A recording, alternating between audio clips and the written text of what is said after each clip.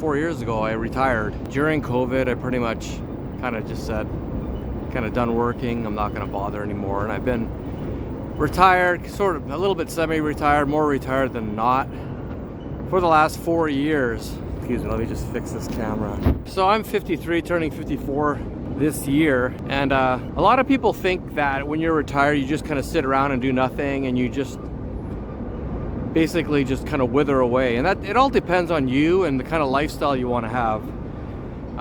For me, I get up still same time as I used to when I was working, roughly 5:30, 6 o'clock in the morning. From there, I usually go on YouTube and Facebook and stuff like that. And then either I go for a walk like I'm doing now, or I go work out. And it takes up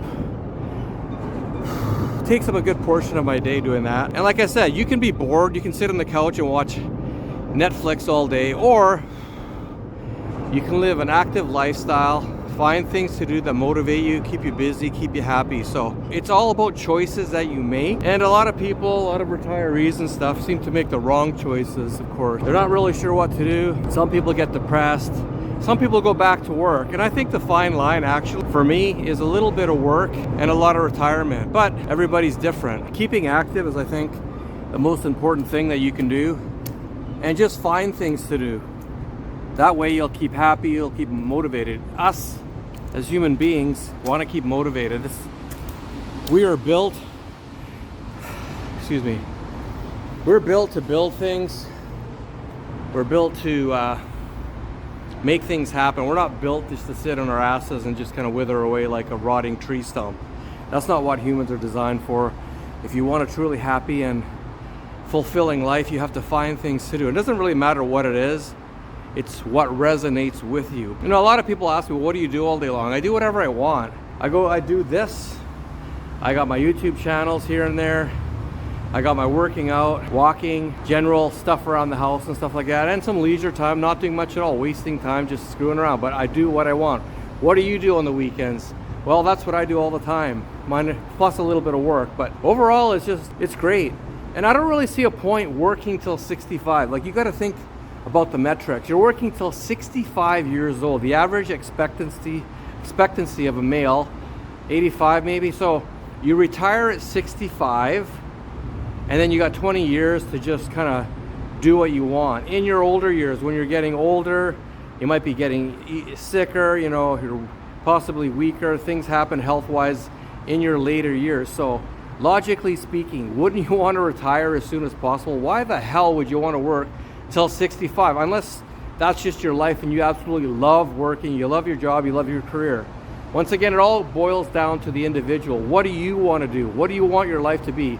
If your vision and your love for work is more important than retiring, just kind of putting around and doing exactly what you want, well, hey, it's your life, do what you want. And for me personally, my kids are 16 and 18. Daughter just retired this year. My son's gonna graduated this year. My son's gonna graduate in 2026. So I'm kind of in a weird lull period where I can't really just, you know, run off and just travel for months on end. I still have to be here for the kids.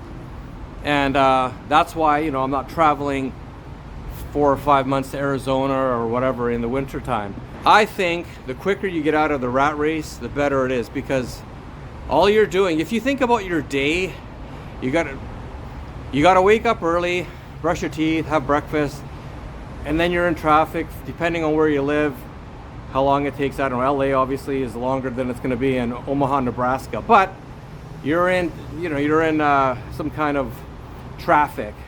You get to work, depending on how the environment is there. You have a boss yelling at you, other people in the company, employees, maybe possibly not the nicest people. Everyone's situation is different, but once you have the freedom to retire, guess what? All of that dissipates. But of course, most people don't retire early because it's all financial. And one of the problems, I think, it didn't happen to me because I paid attention and I kind of made myself aware, and I was aware of where I was financially and where I wanted to be financially in the future. I made sure that I had enough to retire, more than enough to retire. A lot of people just kind of float through life not thinking about the future, and they just kind of oh, I'm going to retire at 65, not realizing, well, Have you ever thought about an alternative plan to retire early? Did you make enough money to retire early? What did you do to set yourself up to retire early? And if none of this has ever crossed your mind, maybe you should think about it if you want to retire early, because you need to have the funds available to retire. And it also depends on the quality of life, the kind of life you want to have. You want to just sit at home and just cut the grass all day? Because if that's what you want to do, you don't need as much money compared to if you want to, go down to southern states, Florida, Arizona, California, wherever it is, Mexico, and relax there in the winter. It's all on what you want. For me, I wanted to be able to go down to this United States, I'm in Canada, Vancouver, Canada, and enjoy what they call the golden years. I know I'm kind of ahead of the golden years, but I wanted to retire early and just kind of live my life, and just because I wanted out of the rat race. I didn't see a point working till 65 for what exactly? Another 10, it would have been another 15 years from when I did retire. So I didn't really see a point in that. I invested in real estate and stuff like that. So I made a lot of wise decisions to make myself have the ability to retire early. A lot of people simply don't pay attention. A lot of people just kind of float through life like a leaf, fluttering in the wind, and just whatever happens, happens. Well, in this life, if you don't plan your life will plan it for you. So,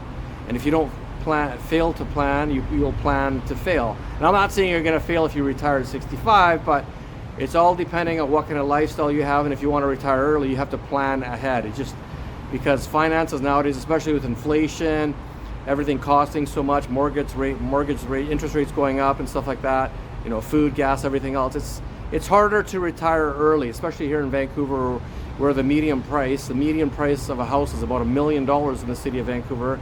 So it's not cheap to live in this city. Bottom line is this: I suggest retiring early if you can, and making sure that you have a nest egg, you have your finances all in order, so you can retire early and you can have a good quality of life. Because we only get one shot at life, and the last thing you want to do is regret your life when you're like 65, 75, and 85 if you live that long. Nothing's guaranteed in this life, so you have to you really have to plan ahead. You really have to know what you want and go towards that goal. And some people can't do it anymore because depending on their position. If you're a middle-aged guy like me and you're already in that job and you're kind of stuck there, well, I don't know what to say. There's alternatives, but it depends on how hard you want to work for those alternatives.